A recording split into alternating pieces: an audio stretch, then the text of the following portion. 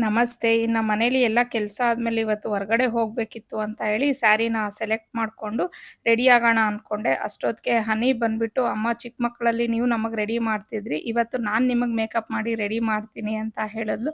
"ಸರಿಮ್ಮ ಆಯಿತು ಮೇಕಪ್ ಮಾಡು, ಯಾವ ಥರ ಮಾಡ್ತೀಯ ನೋಡೋಣ" ಅಂತ ಹೇಳಿ ಹೇಳ್ದೆ. ನನಗೆ ಮೇಕಪ್ ಮಾಡೋದಕ್ಕೆ ನನ್ನ ಫೇವರೇಟ್ ಆಗಿರುವಂಥ ಫೇಸಸ್ ಕೆನಡಾ ಪ್ರಾಡಕ್ಟ್ಸ್‌ನ ಯೂಸ್ ಮಾಡ್ತಿದ್ದಾಳೆ. ಫಸ್ಟ್ ಇಲ್ಲಿ ಅವಳು ಸ್ಟ್ರೋಬ್ ಕ್ರೀಮ್‌ನ ಅಪ್ಲೈ ಮಾಡ್ತಿದ್ದಾಳೆ. ಇದರಲ್ಲಿ ಶಿಯಾ ಬಟರು ಹಾಗೇನೆ ಹೈರಲಾನಿಕ್ ಆಸಿಡ್ ಇರೋದ್ರಿಂದ ನಮಗೆ ಇನ್ಸ್ಟೆಂಟ್ ಆಗಿ ಗ್ಲೋನ ಕೊಡುತ್ತೆ.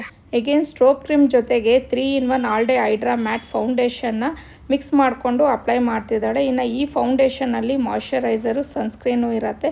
ಹಾಗೆ ಇದರಲ್ಲಿ SPF 30 ಇರೋದ್ರಿಂದ ಪೂರ್ತಿ ದಿನ ನಮ್ಮ ಸ್ಕಿನ್ನನ್ನು ಹೈಡ್ರೇಟ್ ಆಗಿ ಇಡೋದಕ್ಕೂ ಸಹ ಇದು ತುಂಬಾನೇ ಹೆಲ್ಪ್ ಮಾಡುತ್ತೆ. ಕಾಂಪ್ಲಿಮೆಂಟ್ ವಾವ್ ಲಿಪ್‌ಸ್ಟಿಕ್ಕಲ್ಲಿ ಕೋಕೋ ಕ್ರಶ್ ಶೇಡ್‌ನ ಯೂಸ್ ಮಾಡ್ತಾ ಇದ್ದೀವಿ. ಜಸ್ಟ್ ಈ ಒಂದು ಪ್ರಾಡಕ್ಟಿಂದಾನೇ ನಾವು ಐ ಶ್ಯಾಡೋ ಮತ್ತು ಬ್ಲಷು, ಲಿಪ್‌ಸ್ಟಿಕ್ ಅಂತ ಹೇಳಿ ಯೂಸ್ ಮಾಡ್ಕೊಬೋದು.